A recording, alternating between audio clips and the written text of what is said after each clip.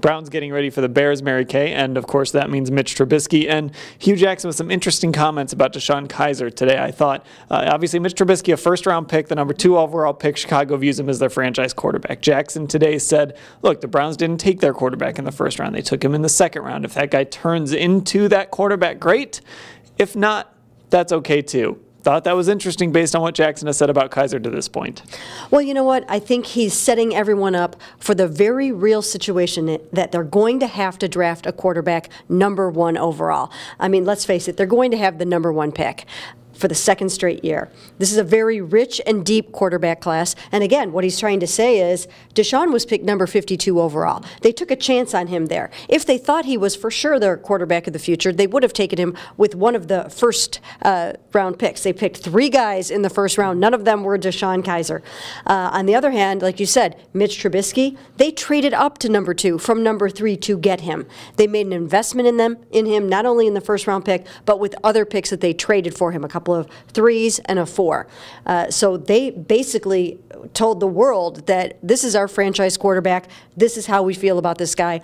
Whereas the Browns, you know, this is he's just being real. This is somebody that they took a chance on in the second round to see if they could make it work. And the numbers bear that out. Obviously, we've seen the statistics. They aren't great. He's got Josh Gordon back. He's got Corey Coleman back. He's got a running game, even if Hue Jackson isn't necessarily using that running game very much. He's got some weapons, and he's just not putting up the types of numbers. I think the bigger question here is, did the Browns try and get a little too cute here, trying to kind of get that value pick at quarterback?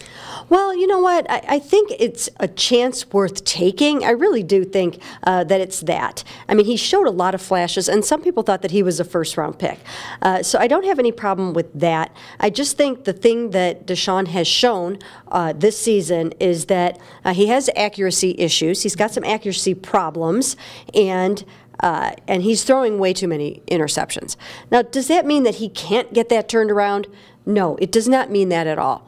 But I think what Hugh's trying to say, and what we've also heard from John Dorsey, is they cannot afford to pass on the best quarterback out of this draft for the 4th best quarterback out of last year's draft. Yeah, and look, you had the number 2 pick. You had the number 1 pick.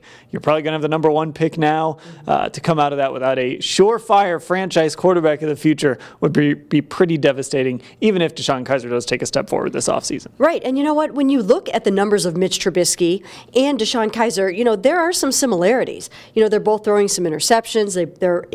Their completion percentage is not great. They're both down at the bottom of the barrel in rating, down in the 30 for Mitch, I think 35 for DeShone. So from a number standpoint, they're not that much different. But even when I asked John Fox today on a conference call, you know, do you think that Mitch is your quarterback of the future? And he was like very confident that he is that. And I just think that he has shown enough to them that he is that. And again, they made the commitment, so they will make it work. Well, DeShone Kizer has 2 games left to kind of show what he can do against Chicago this week, and then against Pittsburgh the week after that.